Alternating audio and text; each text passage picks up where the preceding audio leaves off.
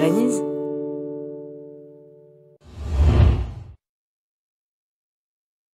Pour ma part, je trouve dommage qu'il n'y ait pas plus de gens qui connaissent en fait tout l'arsenal réglementaire qui existe en France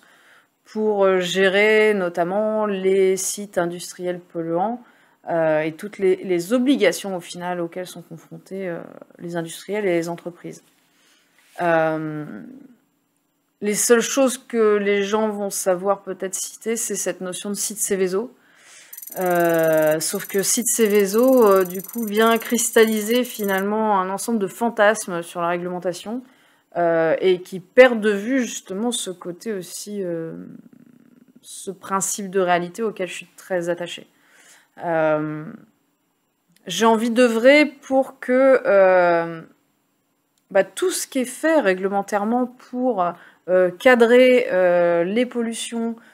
cadrer le risque d'accident technologique sur nos entreprises et en particulier nos sites industriels, que ce soit quelque chose de plus partagé, de plus connu, et de voir aussi la difficulté que ça recouvre. Et c'est une difficulté que aussi bien du point de vue du législateur, qui n'a pas envie de voir des accidents technologiques arriver ou des pollutions, et qui doit s'assurer que l'industriel fait bien son boulot, que du côté de l'industriel, qui a aussi besoin,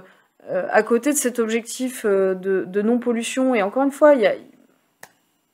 des escrocs et des gens malveillants dans le domaine, franchement, c'est les exceptions, quoi. Moi, la plupart des chefs d'entreprise que je connais, ils sont au contraire très sincères et très sensibles à ces questions-là, parce que tout simplement, ils vivent aussi à côté et qu'ils ont aussi des enfants et que... Enfin voilà, faut vraiment être particulièrement inhumain pour pas se soucier de ces questions-là, quoi. Donc... et eux, ils ont besoin, malgré tout, voilà, la question de pollution ne se pose pas quand on n'arrive pas à survivre économiquement parlant. Donc il y a vraiment besoin des deux. Si on veut un pays qui soit prospère, qui ait de l'économie, qui ait de l'emploi, qui soit pas dépendant ou pas trop dépendant des autres pays pour sa technologie et ses produits dont il a besoin chaque jour, et faut trouver à nouveau cet optimum entre la difficulté de produire de manière économiquement viable, tout en polluant le moins possible ou en ayant le moins d'accidents possible, et du point de vue du législateur, voilà, pouvoir s'assurer que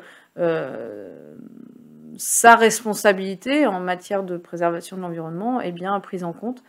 et sa responsabilité vis-à-vis des concitoyens qui l'ont élu est bien prise en compte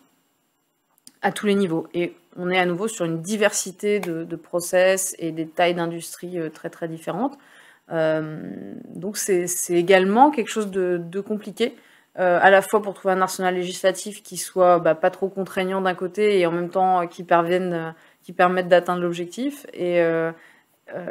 du côté de l'industriel, connaître suffisamment aussi le réglementaire pour pas dépendre non plus d'un nombre de prestataires qui ont envie peut-être des fois de leur vendre des études, peut-être trop d'études, peut-être beaucoup d'études, en profitant de son ignorance, quoi. Donc il y a des façons de faire